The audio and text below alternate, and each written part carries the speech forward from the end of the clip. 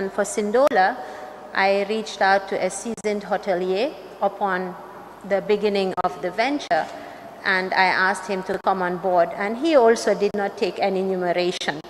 And then we hired various department heads, and we had a manager on the site. So I made sure there were people that knew how to work, and I was basically overseeing, the operation for him. It's not haphazard, right, to choose somebody from a retail background to run a transport company or hospitality. And you keep mentioning you're a businesswoman. Businesswomen charge for their services. Yes. You did it free. You didn't get any remuneration. I did not, and that was to protect my role in my business. If I took enumeration, I would have to be committed to being on the site at least a few hours a day. I would like to make it clear that I was going to Sindola every few months once, and with UTSCO, perhaps in the beginning I would pop in the evenings, and then after we would meet regularly. I was never based on any one of those sites, so I cannot justify taking enumeration for that kind of duty. So where does the trust come from?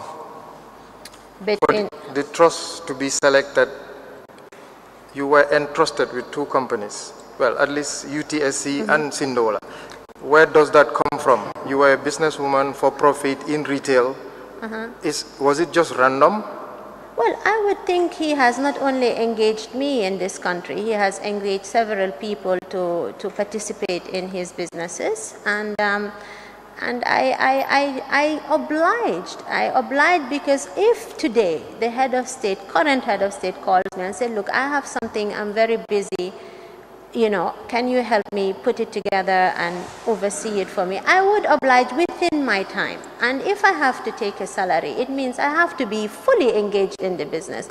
If I had to protect my own business also and my interest in my business, I don't want to put myself in a situation where I take a salary and then I'm held accountable for not being able to commit to those businesses. I did it to protect my interest and myself. I did not take enumeration.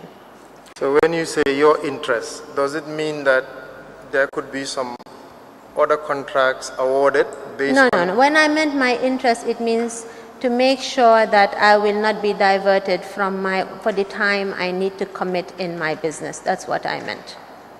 Okay. It's also very okay to have asked for money. Nothing would have come out of it. Yes, that is and correct. And you could have also been an accountable executive. Yes, I think if I had asked, perhaps he would have obliged, yes. And it was a decision on my part not to ask. But also not expected of a businesswoman. Businesswomen do charge. I think as an intelligent business person, I think you select where you have to make gains and where you shouldn't. Okay. And in this situation, I personally preferred to have the freedom and independence that I had and preserve it. Your choice. One final question. Yes, sir. Besides Sindola and UTSCO, did you have any other assignments or contracts for the president or for the ex-president or for the first family? I can only say that the president on occasion sent to purchase things from my enterprise or asked me to do his curtains or his furniture or like any other business he patronized in this country, if we're talking about personal to him. And for those you charge? Absolutely.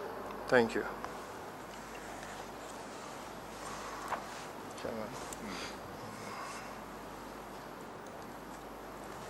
Yes, Council. I was going to ask about supplies, the witness has mentioned. Did you furnish any of the residences at Kanilai?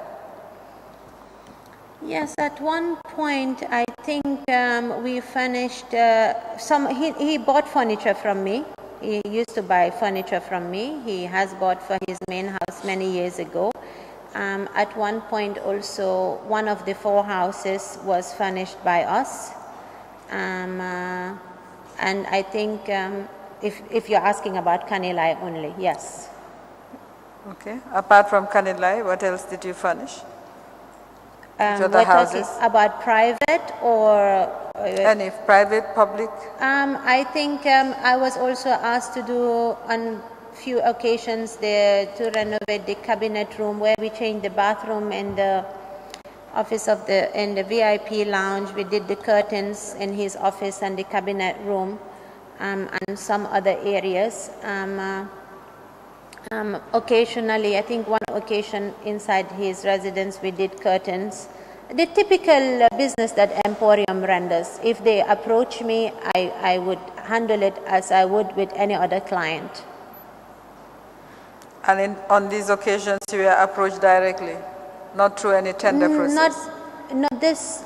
On his private matters, he would usually send somebody to me.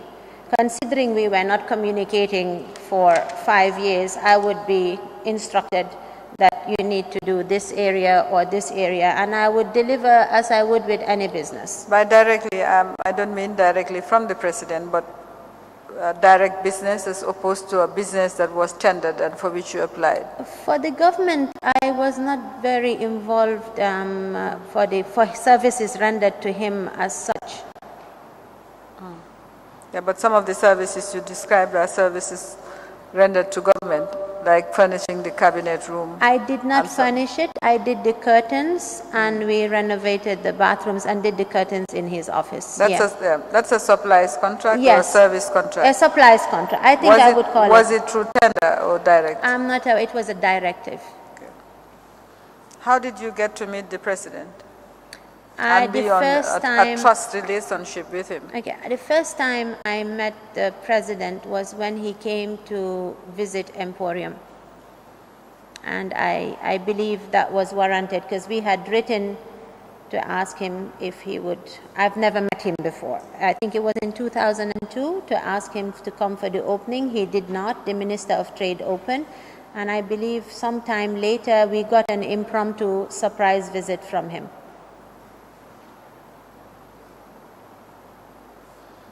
Were you friends with the family? Not so much, ma'am, no. What do you mean by not so much? I think if you refer to family, the children I don't know at all. And the former First Lady, I've had occasion to sit with her maybe 2 times or 3 times.